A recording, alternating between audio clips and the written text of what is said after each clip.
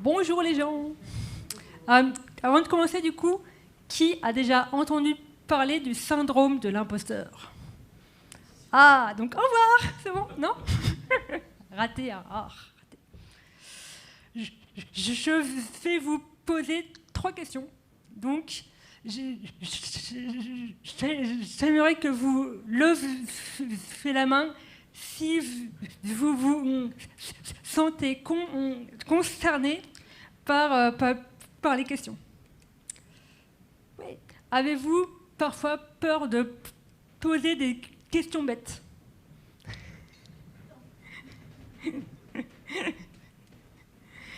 Vous sentez-vous à l'aise pour parler à des juniors, mais pas à vos pairs? Ouais, aussi. Ah là, entre les deux. Et avez-vous le sentiment que à tout moment, on peut vous démasquer, que les autres vous prennent pour des personnes que vous n'êtes pas, des ninjas, des gourous, des rockstars, etc. C'est bon. Il est chouette, merci beaucoup. Donc, je m'appelle Aurélie Vache. Je suis développeuse.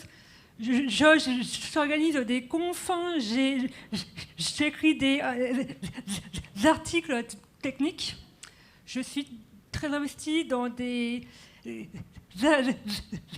assauts de femmes dans la tech et je suis une impostrice. Je suis là devant vous, mais je n'y connais rien. Je suis nulle. Je suis nulle. Je ne me sens pas légitime. Je ne suis pas la personne la plus qualifiée pour faire ce talk. Et je me demande si les gens découvraient que je suis une quiche, en vérité, une impostrice. On arrête les conneries. On arrête de penser ce genre de choses. Stop! C'est fini. Commençons par le commencement. Qu'est-ce que le syndrome de l'imposteur? C'est avant tout une histoire de perception et de comparaison. Je pense que comparé aux autres, je ne sais pas grand-chose, alors que la réalité, elle est tout autre. Je sais un tas de choses que les autres ne savent pas et inversement. Ce phénomène a d'abord été détecté chez les femmes et touche autant les hommes et près de 3% des dirigeants. Il touche tout particulièrement les développeurs et personnes exerçant un métier technique dans la tech.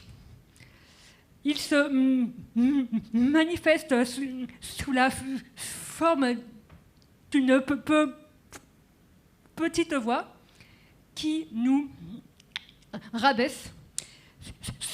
Certaines personnes sont persuadées qu'elles ne méritent pas leur succès malgré tous les efforts qu'elles font pour y arriver. Elles s'auto-persuadent souvent que c'est lié à la chance ou bien au travail des autres et non à leur travail à eux ou à leur accomplissement personnel. Vous savez, cette petite voix qui vous dit que vous êtes nul, que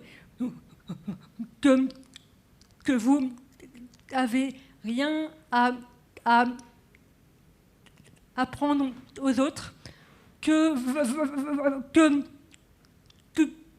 vous n'avez rien à faire ici. Cette voix a tort. On va voir quelques tips pour combattre ce syndrome de l'imposteur.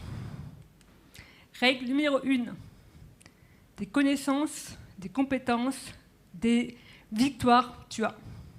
On est très doué en tant qu'être humain pour s'auto-flageller, mais moins pour se trouver des qualités. Donc vous pouvez commencer par faire une liste de connaissances, de choses que vous avez accomplies.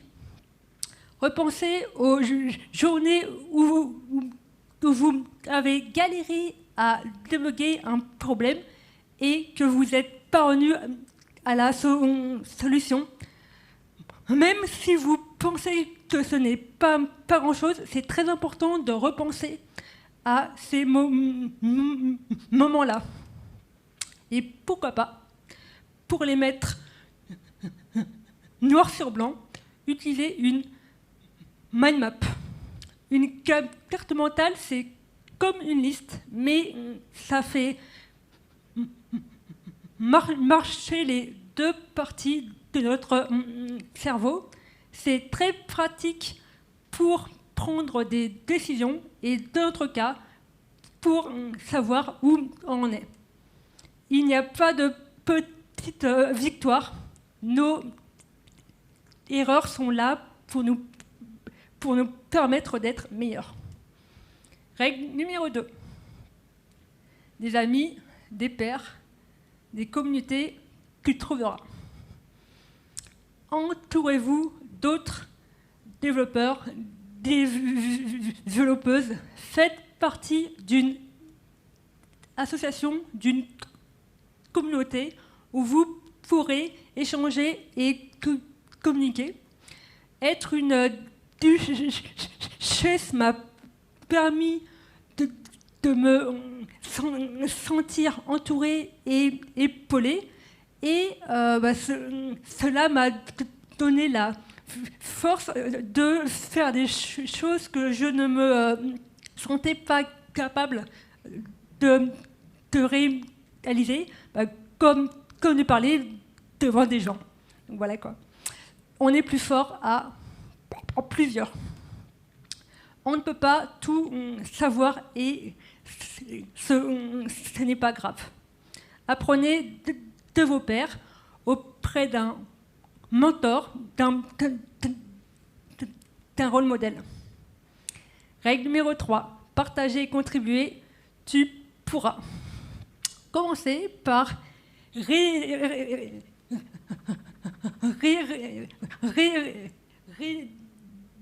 rédiger des articles techniques dans votre blog personnel, puis celui de votre entreprise, puis dans des sites ou magazines. Quand vous creusez un sujet pour faire un article, vous vous apercevrez que la petite voix partira petit à petit et que vous connaissez plus de choses que ce que vous pensez. Présentez un talk. Partagez un retour d'expérience au début dans votre entreprise, puis dans un meet-up et en conférence. Il faut y aller step by step, étape par étape. Vous pouvez transmettre votre passion à des enfants lors de coding goûter, en faisant des interventions dans des collèges et lycées et en allant dans des organismes de formation auprès de personnes en reconversion. Ces échanges et ces rencontres seront très, très enrichissantes et pour les personnes et pour vous. Vous pouvez contribuer à des projets open source. Commencez par corriger quelques fautes d'orthographe, puis des corrections de bugs, et après, le développement de nouvelles fonctionnalités. Il n'y a pas de petite contribution. Ou tout simplement, tweetez ce que vous venez d'apprendre, même si vous pensez que tout le monde le savait avant vous. Règle numéro 4. Du feedback, plutôt que de la validation, tu demanderas. Demandez du feedback au lieu d'une validation externe. Il y a une différence, et donnez-en également sur des sujets sur lesquels vous vous sentez le plus à l'aise dans un premier temps. Règle numéro 5, du pair programming, tu feras à 2, à plusieurs. Cela permet de monter en compétences et de faire monter vos collègues également. C'est très, très, très enrichissant, et pour vous et pour les autres. Règle numéro 6. Positiver, tu devras. Ne vous arrêtez pas sur les choses que vous ne savez pas faire, sur les choses que vous ne vous sentez pas capable de faire, et sur les commentaires négatifs que vous avez pu avoir au travail ou bien en conférence. Voilà. Pensez aux choses positives et à toutes les choses que les personnes bienveillantes peuvent vous dire autour de vous. Positiver permet d'avancer. Règle numéro 7, d'accepter, tu dois. Une règle très, très, très importante. Vous ne pouvez pas être un cadre en Rust, en Go, en JavaScript, en programmation fonctionnelle, en conteneur, en serverless, en infra, en CI, en CD. Et personne ne le peut. Vous n'avez pas à être parfait et personne ne l'est. Vous vous sentez nul dans une compétence particulière? Cool. Lisez sur le sujet, investissez un peu de temps et petit à petit, la voix s'en ira progressivement. Oui, au revoir la voix. Vous avez soumis un talk et vous n'avez pas été accepté. Vous n'avez pas eu le job que vous espérez, ce n'est pas grave. Le refus n'est pas un échec. Il faut l'accepter. Je vais vous raconter une toute petite histoire. Il y a quelques années, je voulais faire un master donc à Toulouse. C'est en deux étapes. Première étape, c'est par écrit, par dossier. Ok, check, c'est bon. Deuxième étape, c'était un oral. J'habitais à Montpellier, je me suis déplacée sur Toulouse. J'entre dans la salle. Et là, j'aperçois un jury composé de 8 personnes. Je ne vous cache pas que j'ai énormément bégayé. Comme là, du coup, donc chouette. Et au bout d'un moment, un des jurys me demande de m'arrêter et il me dit que je ne sais pas parler. Donc, cool, chouette. Je l'ai très très mal vécu, mais cela ne m'a pas empêché de faire un métier que j'aime sans le précieux Bac+5. Donc si vous aussi, vous n'avez pas le bon diplôme dans la bonne école, ce n'est pas grave. Oui, on galère plus, mais on peut avoir le métier que l'on aimerait. Il y a une phrase que j'aime tout particulièrement. Je ne perds jamais. Soit je gagne, soit j'apprends. Et c'est vrai, on apprend de nos erreurs. Ce que ce syndrome vous apporte est, avant tout, l'humilité. C'est une très bonne qualité pour un développeur et une personne en général. Il n'y a pas de honte à ne pas savoir répondre à une question, mais c'est important de le dire. Parce que d'autres personnes sont dans le même cas que vous et elles n'osent pas le dire.